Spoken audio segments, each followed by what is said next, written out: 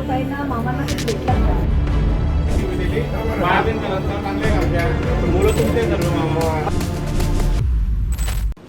या ठिकाणी जे बीव्हीजीचं आहे, बीव्हीजीचं 2 दिवसापूर्वी त्यांना पगार मिळाला नाही म्हणून त्यांनी काम बंद आंदोलन पुकारलं होतं. त्यानंतर त्यांचं वेतन अदा केलं गेलं, काम सुरू झालं.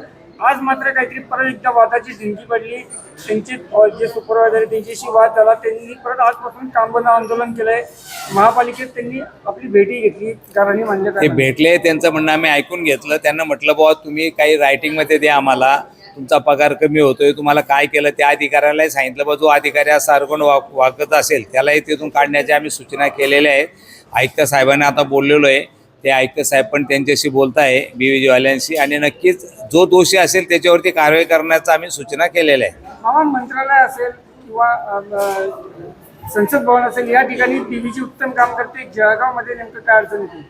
याला नक्कीच मी मागे म्हटलं की बाबा काम चांगलं झालं पाहिजे. याच्यात जर चुकीचं कोणी असेल त्याच्यावरती कारवाई करा, पण बुद्धी पुरस्कार जर कोणाला त्रास दिला असेल तर ते चुकीचं होईल. याच्यामध्ये चूक कोणापेक्षा जनता सफर होते. आज संप झाला म्हणजे कचरा पडला म्हणजे जनता सफर होते. याच्यामध्ये महापालिकेचं नाव बदनाम होतं आणि तो त्रास आम्हालाही होतो. लोक आम्हाला म्हणतात बा तुम्ही काय डोळे लावून बसले का, एवढा कचरा पडला आहे. त्याच्यामुळे आमची भूमिका आहे, बीव्हीजी असेल, कर्मचारी असतील, महापालिका असेल, एक समन्वयाने मार्ग काढला गेला पाहिजे.